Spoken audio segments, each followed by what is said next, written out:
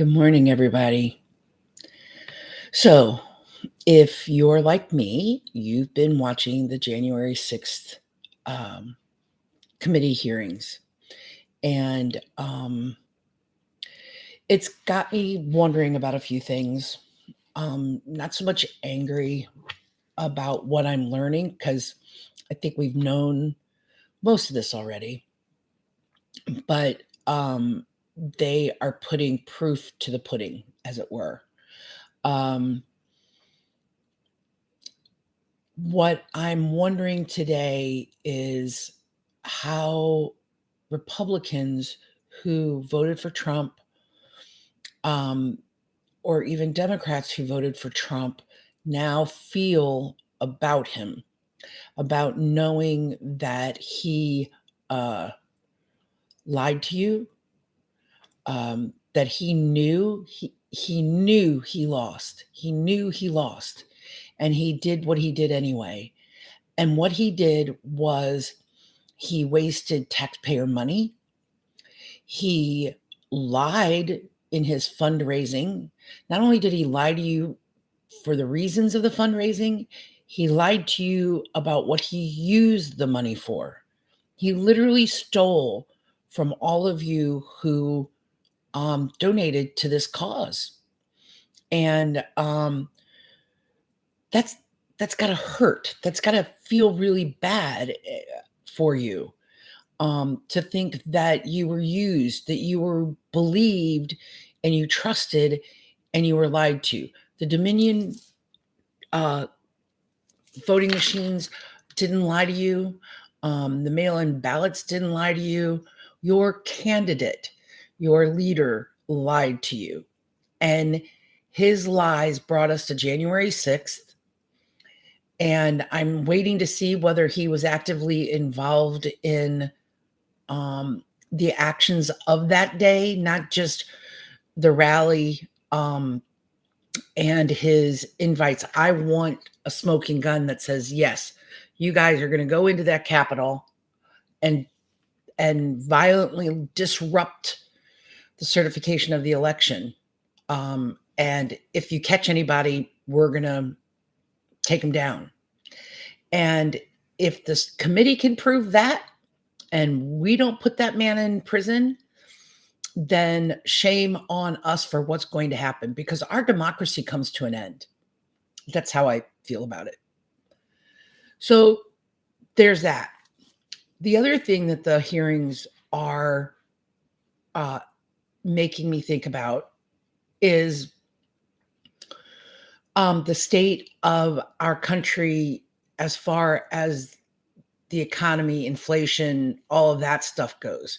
You know, the Republicans, I feel, are making this their arguing point because they can't stand on anything having to do with the insurrection.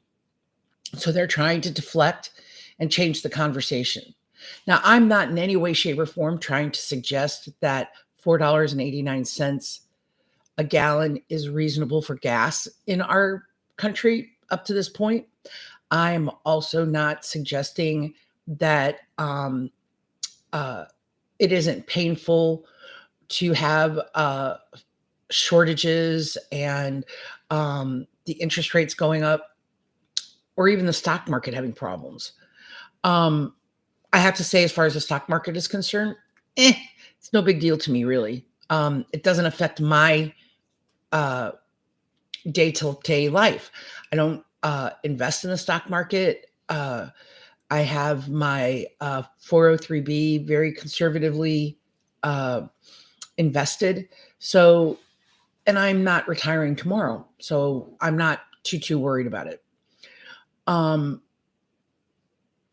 What it makes me think of is I bring the two things together,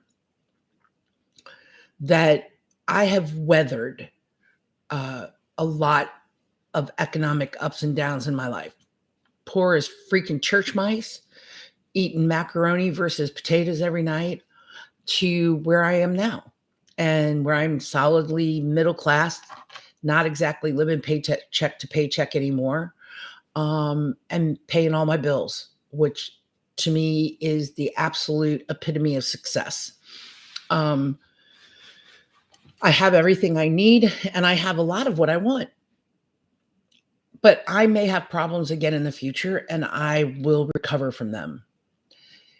I won't recover from the loss of our democracy. I won't recover from um, a law saying that I can't choose what I want to do with my medical decisions and the privacy I should be afforded to make those decisions. I will uh, uh, not handle the fact that the entire country is becoming the wild, wild west, and anyone can go and buy an AR uh, without question and go shoot crowds of people, and especially children. And all we do is thoughts and prayers and whatever. I'm not a Christian. Sorry, guys. Um, so your thoughts and prayers don't mean diddly to me. Your guns mean a lot to me because I am afraid to walk into a public place because who knows while I'm picking out my, asparagus that I'm not going to be gunned down because some asshole, crazy, nutty person.